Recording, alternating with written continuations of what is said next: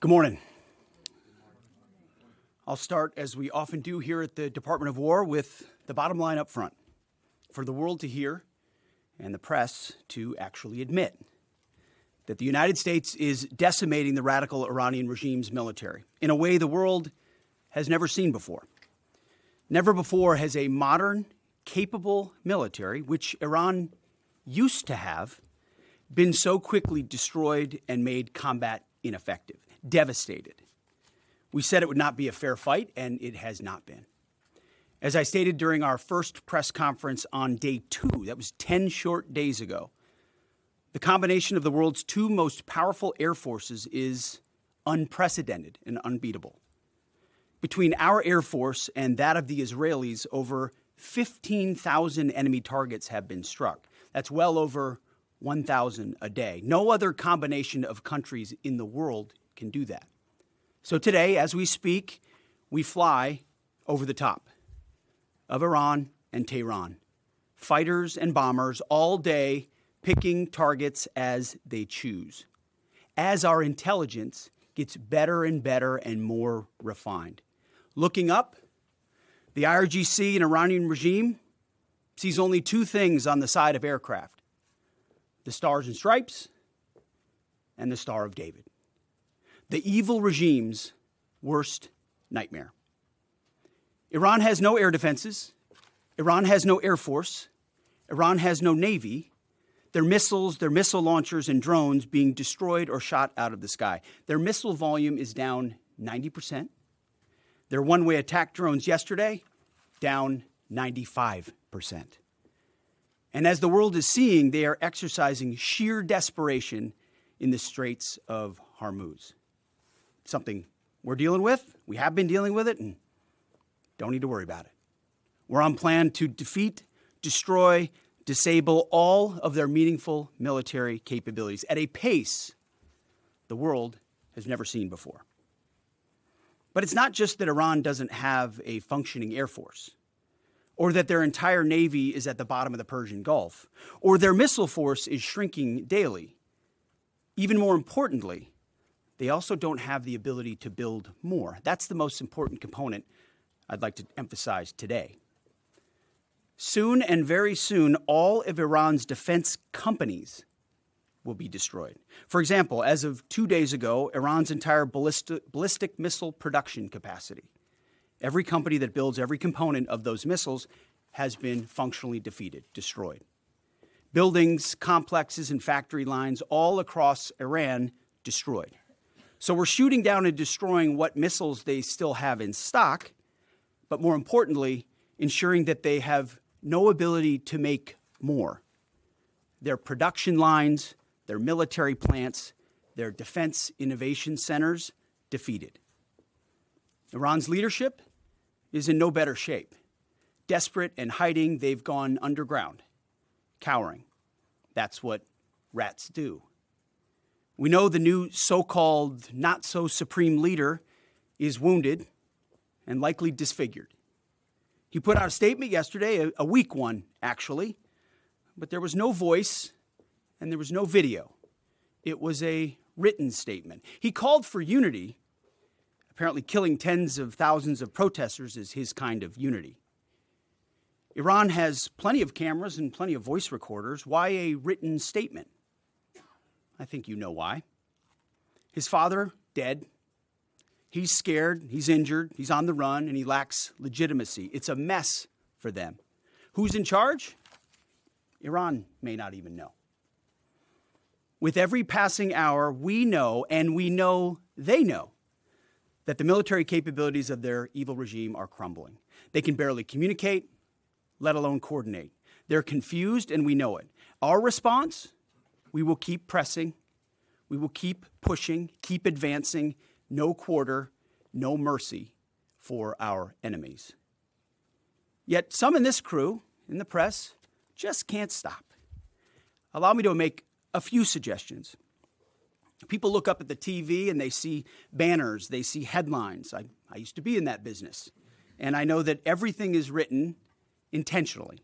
For example, a banner or a headline, Mideast war intensifies, splashing on the screen, the last couple of days, alongside visuals of civilian or energy targets that Iran has hit, because that's what they do.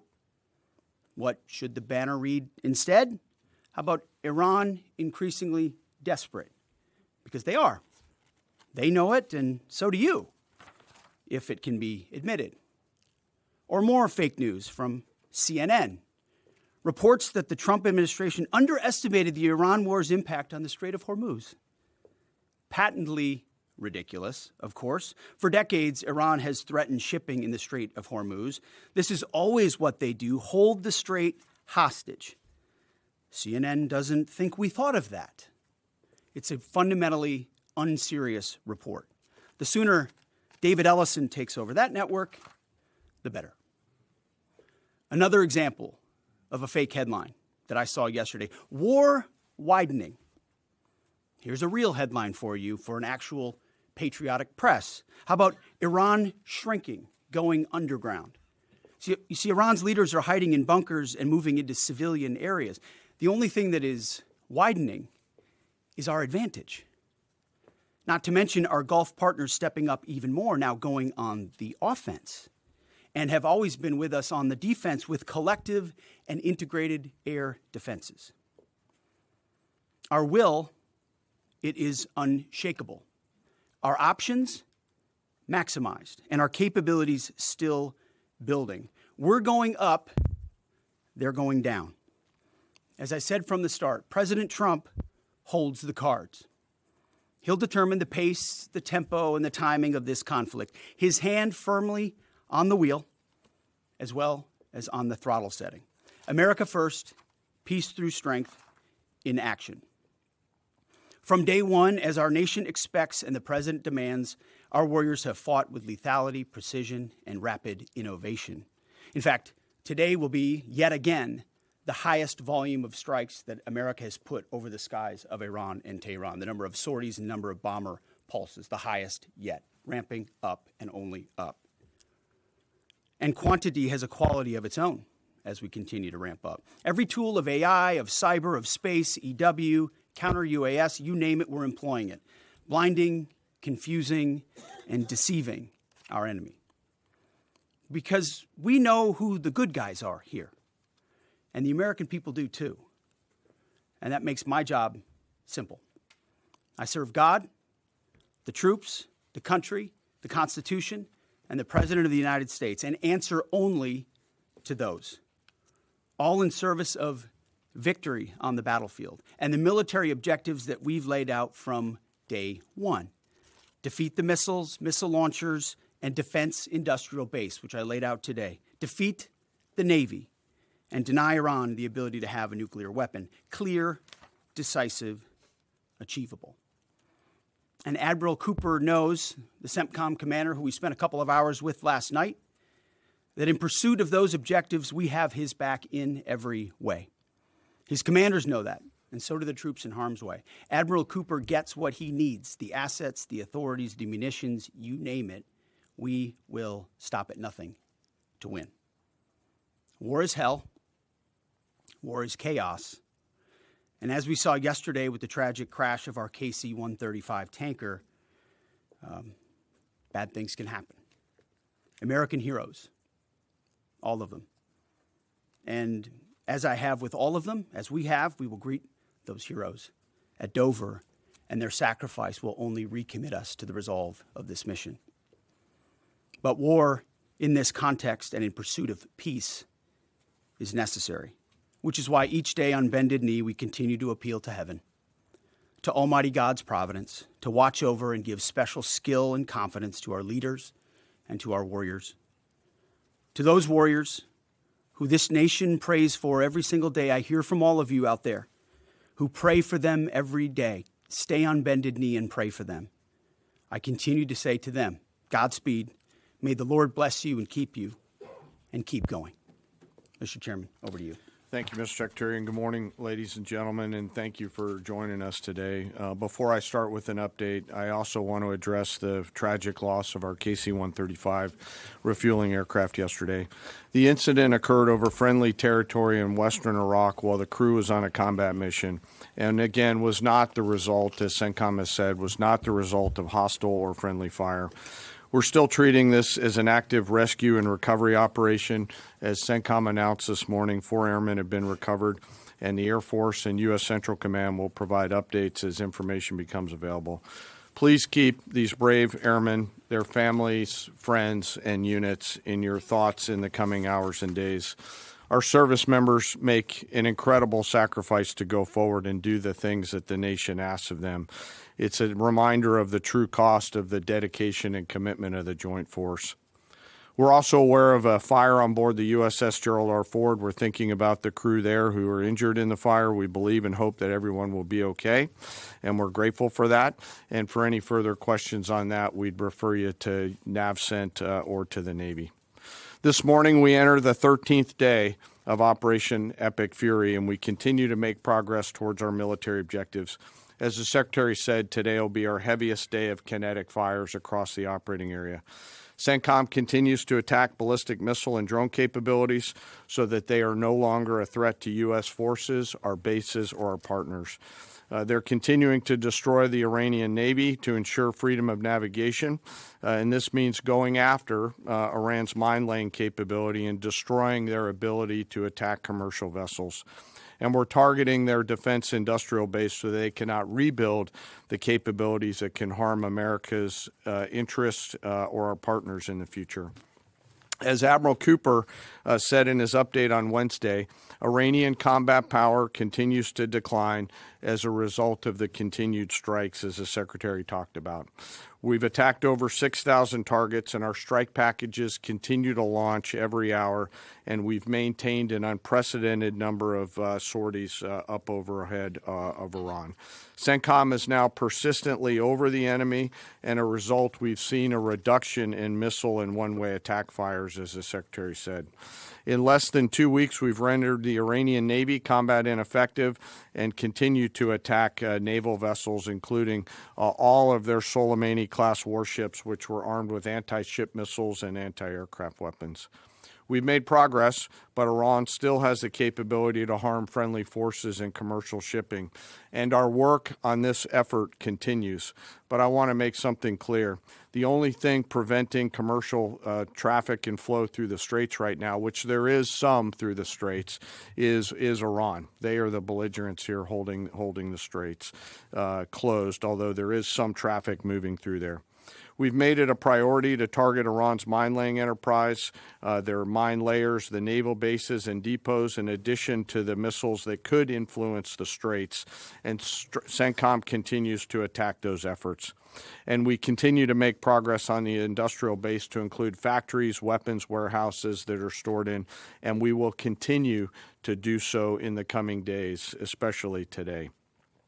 Now, as I often do, I want to share a little bit about our incredible joint force.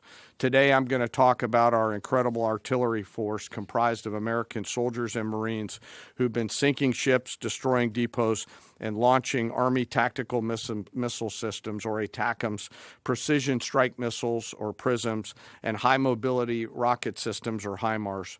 From outside Iran, our Army and Marine artillerymen are hitting sites that Iran relies on to project power beyond their borders and protect our deployed. In just the first 13 days of this operation, our artillery forces have made history. They fired the first precision strike missiles ever used in combat, reaching deep into enemy territory. They've used Army ATACMS to sink multiple ships, including a submarine, and they've done all of this with the precision and determination that comes from relentless training and trust in each other and in their weapon systems. Yesterday, I had the incredible honor and privilege of speaking with some of our young soldiers from the 3rd Battalion, 27th Field Artillery Regiment out of Fort Bragg, North Carolina, the unit and the crew that fired the first precision strike missiles. The soldiers I met came from all over this great country: New York, Texas, Delaware, California. One had been in the Army only 6 months and been in the unit for 2 months and was already deployed. He was the youngest at 20, but you would not know it from the way that they talked about their mission. The others were 22 and 28 years old. They spoke with the sense of calm pride, purpose, and clarity that tells you clearly they understand the weight of what they're doing and the people who depend on them. I asked them to walk me through a fire mission. I asked not just what they do, but what they feel, especially those first crew members on this particular mission. These soldiers basically live in these vehicles behind us. The cab, very tight, 2 folks sit next to each other with the crew commander behind them. It's jammed inside there with their personal weapons and kit. And they sit and wait for a fire mission. And when that fire mission comes, they close the armored doors and begin to program the systems. They then throw 3 simple toggle switches, and 10 to 15 feet behind them, a rocket motor ignites, and the round is headed downrange to do the nation's work. I asked these youngsters, these young, awesome Americans, what does that feel like? And one of them just looked at me and said, "It's awesome." No drama, no hesitation, in the middle of the day, in the middle of the night, in the sun, the rain, and the snow, flawless execution. Their Marine counterparts are out there doing the same thing every night. Same work, same pressure, same expectations, same results. And we hand tremendous and enormous responsibility to these young Americans, and they carry it with a level of maturity, grit, professionalism, and tenacity that makes me incredibly proud to be a part of their joint force. Their parents and families would and should be incredibly proud. And their leaders and I trust them to do the deeds that they must do in difficult circumstances every single time. I also want to touch today I want to touch for a moment today on their leadership. These young Americans are led by extraordinary young leaders out at the tactical edge. Yesterday, the battery commander and her NCO were there with this crew on the same video screen. The 2 of them hardly said a word. They didn't have to. In their eyes, and in particular the commander's eyes, you could see the quiet trust and confidence she had in these soldiers and the rest of their battery. It came through loud and clear, and we appreciate their leadership. When I asked these soldiers yesterday, what is it that you need from the Secretary and I, they looked at each other, paused for a moment, and looked back at me and said, "More rounds, sir." It was awesome. So thank you to those soldiers and Marines out on the firing line supporting our mission, and thank you to their families. Our joint force will continue today to deliver dynamic fires against the enemy from the land, sea, and air. We remain deeply grateful for their service, and for the 3rd time today, I'll mention that today will be our busiest day. This mission remains complex, dangerous, and difficult, and every service member has a family waiting for them to return home. And I want to thank all of the families today who are supporting their deployed forces and those doing the work here in the States. On a personal note today, I also want to thank the Joint Staff and the team that I have the pleasure of working with, some of them right here in this room. They are working 24 hours a day to deliver the options that we must to the Secretary and to the President. Today, as I close, I ask that we remember our fallen and those participating in the recovery operations to bring home our lost KC-135 crew, that we keep those service members and their families in their thoughts and prayers.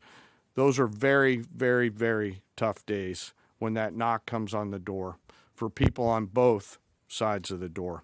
Again, thank you to our deployed, thank you to our fallen, and to their families, and to the Joint Force. And with that, I'll turn it back to you, sir. Mr. Chairman. Alexandra Ingersoll, One America News. Can you tell us a little bit more about the Strait of Hormuz and when it might be fully operational again? And how do we ensure our objective of denying Iran a nuclear weapon if they continue to align with our adversaries? So I'll take it and chime in, Mr. Chairman, if you'd like it all. I want to emphasize what the chairman said about that. The only thing prohibiting transit in the Straits right now is Iran shooting at shipping. It is open for transit should Iran not do that. Now, there's a reason why we chose as one of our primary objectives destroy the Navy. We understood the ability to interdict shipping is something Iran has done for 40 years. It's key terrain. They've used it as leverage. The world is seeing what they'll do to fight back in that context. And so we've heard them talk about taking various measures, and we're planning for all of them. So we have a plan for every option here. We're working with our interagency partners, and that's not a strait we're going to allow to remain contested or with a lack of flow of commercial goods. So we're aware of that. We're laser focused on our military objectives, but also want to make sure our partners across this government understand we're working with you to make sure that energy flows. And that's an important part. And the second question was on the nuclear capability. As we've said from the beginning, their strategy shifted just from defense of their nuclear facilities to a conventional umbrella of so many missiles that no one would challenge their ability to the opportunity to defeat their nuclear capabilities. And it was growing by the day. So with Iran at its weakest moment, going at that ballistic missile capability creates an opportunity to ensure at any point in time that Iran give up their nuclear capabilities, or if need be, you prevent them from doing it, as the president has done once already with Operation Midnight Hammer, obliterating those capabilities. So the conventional side is a huge part at getting at denying nuclear capabilities, if you have anything you want to add. Appreciate the question. I'm not going to comment on what we may or may not be thinking about any options that the Joint Force could be tasked to do in the future, whether it's on the nuke matter or anything else. Thank you. But we have options. The mines that are in the Strait of Hormuz and our ability to, obliterate them? We retain a range of options to solve a whole variety of problems, and that is one set of options that we have, that we hold on to. So, Absolutely. Thank you. Thank you, Secretary Hegseth. Mary Margaret with Daily Wire. Thank you both for the update. ABC News has updated its story from yesterday, clarifying that the FBI report on Iran possibly striking California was unverified. I just want to ask you, what impact did that original reporting have on the public, and does Iran even have the ability to conduct such a strike? And then just really quickly on another note, what role did Vice President Vance play in counseling the president on this conflict? Can you speak to some of the media reporting suggesting that there is a division there? That reporting on California obviously had no impact on us. Also, we're used to bad reporting. We're used to ill-informed reporting. And so it doesn't change how we operate, but we engage with it to prove that it's not true, as CENTCOM has done so well. Ultimately, I look at the reports on a daily basis of our interagencies all over it. My partners across government are all over, looking for indications and warnings, keeping the American people safe. There's a lot of things Iran has said it can do for a long time, thankfully, including engaging their proxies and getting them involved in the fight, which they haven't been able to do. So we're watching that very closely. And as far as the vice president, he's an incredible member, leader of this team as well, alongside the president and the Secretary of State. I can't say enough great stuff about this team, how it works together, how it provides options to the president, and the vice president every single day is a key voice in that, an indispensable voice in that, actually. In the middle there, red tie. Yes. Michael Gordon, Wall Street Journal. Iran is thought to have 440 kilograms of highly enriched uranium in at least 2 locations and several thousand kilograms of lower purity material. Can you conclude this mission successfully without physically taking control of that material, or are you counting on diplomatic negotiations to provide some measure of control leading to its removal? You've mentioned missiles, you've mentioned drones, military industry. You haven't stipulated that taking care of that material is a mission priority. We've said from the beginning, deny Iran nuclear weapons as a core mission. We retain options across the spectrum to ensure that they never do.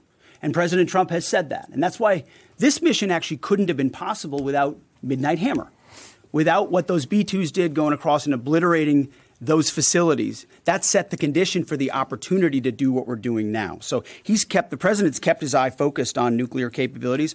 And I will say we have a range of options, up to and including Iran deciding that they will give those up, which of course we would welcome. They weren't willing to do in negotiations.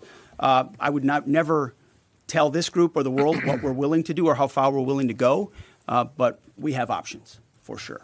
Right next to him. Me? No. Right there. Right here, sir. Right here? I'll take it for Quarter sure. zip right there. Yep. No, you. Yep. Okay, thank you, sir. Can you please provide some guidance? It's been 13 days in. Can you please provide some guidance, both of you, about the strike on the girls' school? There's been reporting that indicates that preliminary inquiry, even though it's ongoing, has determined that the airstrike was carried out by the United States. Given that there is another competing narrative that this was done intentionally, can you provide us with some guidance about whether this was the case? Secondly, we are also getting, we had heard yesterday from Energy Secretary Wright that said that the U.S. Navy would not be ready until the end of the month to provide escorts through the Strait of Hormuz. Is that an accurate assessment? And if so, can you tell us why? Thank you. Well, with an issue on your first topic, an issue of such seriousness, we're not going to let reporting lead us or force our hand into indicating what happened in a particular situation, because the truth matters. So I can report that CENTCOM has designated an investigating officer to complete a command investigation. The command investigation will take as long as necessary to address all the matters surrounding this incident. And the investigating officer is from outside CENTCOM and is a general officer. But I will note to this group and to the world, there's only one entity in this conflict between us and Iran that never targets civilians. Literally never targets civilians. I look at the process that's used on dynamic strikes or on boat strikes and others. We have a very high fidelity process in that case. So we don't target. Iran does. We will investigate. We'll get to the truth, and we'll share it when we have it. Absolutely. And what was the second About the question? Strait of Hormuz, about the Navy, Secretary Wright. It's a tactically complex environment, and before I think we want to take anything through there at scale, we want to make sure that we do the work pursuant to our current military objectives to do that safely and smartly. So we're continuing to develop. And we do a lot of work. Yeah. And like I said, it is dynamic, but this is, I think, almost by 20% the largest day of strikes. And as I said, our intelligence just gets better and better. That feedback loop feeds itself. And as we refine those targets, it exponentially increases what we can hit and why, to include strategic things the world's talking about and looking at.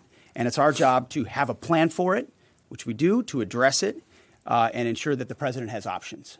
We've done that from the beginning in this department. He'll have options on that topic as well. Right here. The United States, they thank carried you. out that strike, sir? An investigation is an investigation. That's what it is. It doesn't mean anything other than that. Yes. Ryan Morgan with the Epic Times. Regarding today's busy day of strikes, last week you guys discussed the progress of the air campaign to gain air superiority and to transition from these standoff weapons launched at range to more overhead strikes. Can you now say that these strikes today are going to rely entirely on stand-in over-the-top weapons, or are standoff range weapons still in play? It's a great question. I can say, based on the report I read this morning at 0600, only 1% of the munitions we're using today are standoff munitions. The rest are over-the-top, the types of which we have a plethora, which was our goal from the beginning. You use standoff, which are more exquisite. You transition to a much larger magazine depth, ensuring that you're preserving all the capabilities you have and your options across the force. Absolutely. Has Iran placed any mines Right since here. the war Lisa. started? Is Iran placing new mines? We've heard them talk about it, just like you've reported recklessly and wildly about it. But we have no clear evidence. We have no clear evidence of that. Thank you, Right sir. here. Mr. Secretary, given everything the U.S. have accomplished in the last 24 hours, as of today, how do you define success in this military option? And has that definition changed from day one? And also regarding Iran government telling countries hosting U.S. American bases that they could face attacks, what is the Pentagon doing about that? First question is, what is the objective? How do you define success as of today? Yeah, I mean, we define success, again, 13 days in, by reaching the military objectives that we've laid out. Launchers, missile launchers, defense industrial base, their Navy, the ability to project power in the naval sense, leading toward denying them to get a nuclear weapon. And we've got internal metrics that look at that we represent to the president, who then can decide how long he'd like to continue in pursuit of those military objectives. So that hasn't changed. There's a lot of things a lot of people talk about.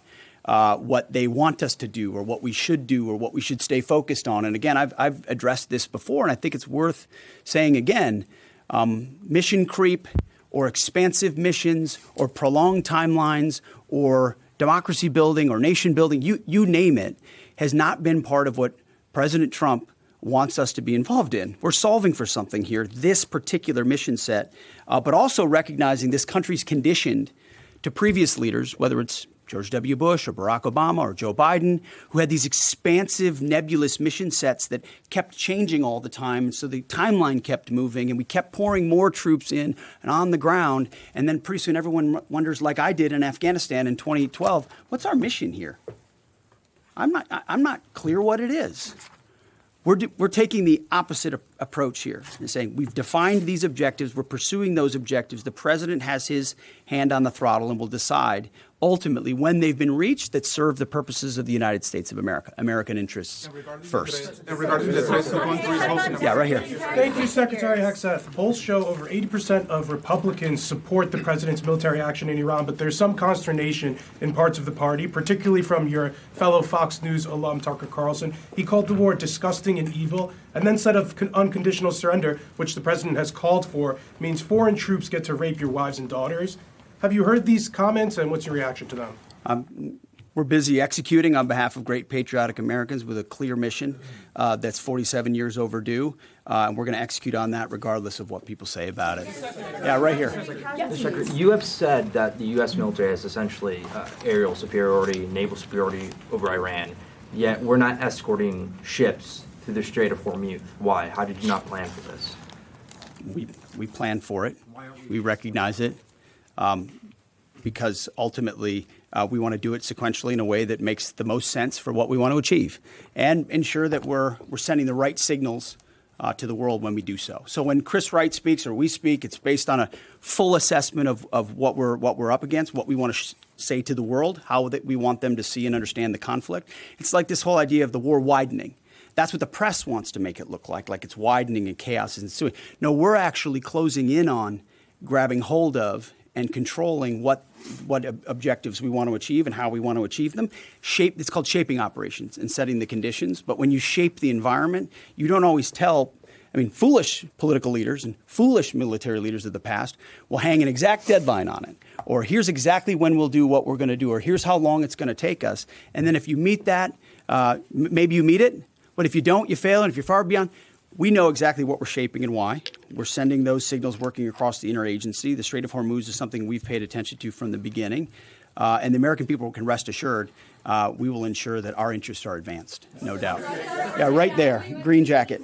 Mike Bress with the Washington Examiner. How many American casualties have there been, and where were the American service members when they were injured? It's a bunch of return to duty. So we've had the large majority have gone in for some medical treatment and return to duty. We've had in Kuwait, Jordan, down across the southern flank a little bit, a variety of places, most from one-way attack strikes. But I want to clarify that. I think what we've tried to do here is clarify those too. numbers rather than saying KIA or WIA wounded. Be more clear about that because the overwhelming majority, almost 90%, thank God, are returned to duty. Minor injuries returned to duty, and so that number can look a certain way, and our job is to add some fidelity to it. Absolutely, right here. Yeah. Thank you, Mr. Secretary. David Zia, Real America's Voice. Can you share what types of munitions have been used on the attacks on commercial shipping? Have any hit mines? And are USVs, unmanned surface vehicles, being used? And just a quick follow-up, were there any arrests in Fort Campbell with the drone thefts? I'm not familiar with the Fort Campbell thing. The strikes that Iran has taken on shipping up north in the vicinity of Kuwait have been, I believe, from surface-to-surface missiles up there. We've not seen any USV activity out of Iran that we've seen in the Gulf at this point. Nor have any ships hit mines or anything there's like been that. no It's still flowing through the There's strait. been no strikes. One more time, right here. Thank you so much. Heather Mullins, Lindell TV. My first question is, President Trump is set to meet with Xi Jinping in a couple weeks. How much support, if any, has China been given the Iranian regime? And then the second question, just I know President Trump calling for an unconditional surrender from Iran. Given that the U.S. is working in partnership with Israel on this whole operation, is Iran expected to meet demands of both countries or just the U.S., and what are those demands? Well, we're proud to partner with the incredible capabilities the Israelis have, but our objectives are our objectives. And so when those are met, as we meet those, we'll set the tempo of when those are met. What was the first question? He's meeting with Xi Jinping. Oh, in yeah. a couple The president weeks. has What's China's role in all of a it? historic relationship with President Xi. They look forward to having a dynamic conversation. Two powers. President Trump ultimately has established terms of that relationship, which advance the United States of America, and that meeting will continue to ensure we advance that. That's all I've got. Thank you very much. Appreciate it.